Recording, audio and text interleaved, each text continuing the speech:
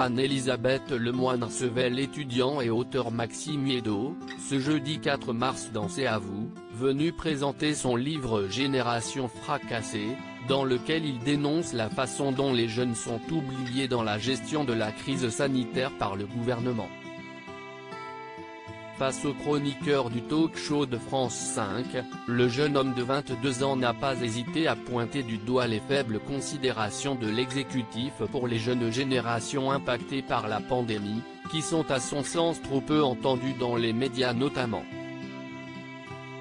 Ces interventions n'ont pas manqué de faire réagir Anne-Elisabeth Lemoine, elle-même maman d'un adolescent de 17 ans avec qui elle débat souvent de ce sujet à la maison.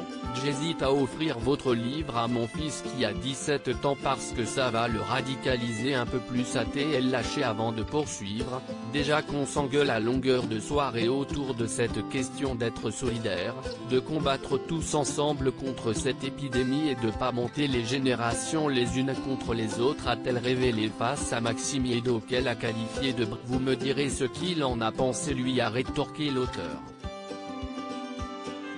Ah bah il va être d'accord malheureusement, a déploré l'animatrice. Une maman organisée. Anne-Elisabeth Lemoine est l'heureuse maman de 2 fils, Arthur, 17 ans et Vasco, 7 ans, né de son union avec son discret mari l'architecte Philippe Coelho. Dans les colonnes du JDD, la mère de famille s'était confiée sur sa vie privée en dehors de C'est à vous.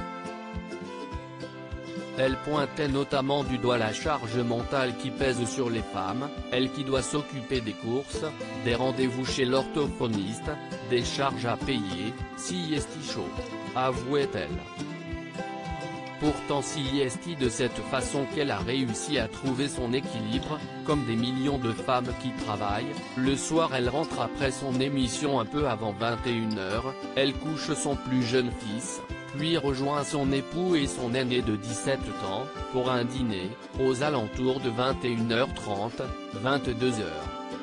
Le soir, elle s'occupe aussi d'organiser les menus de la semaine, et les tâches ménagères.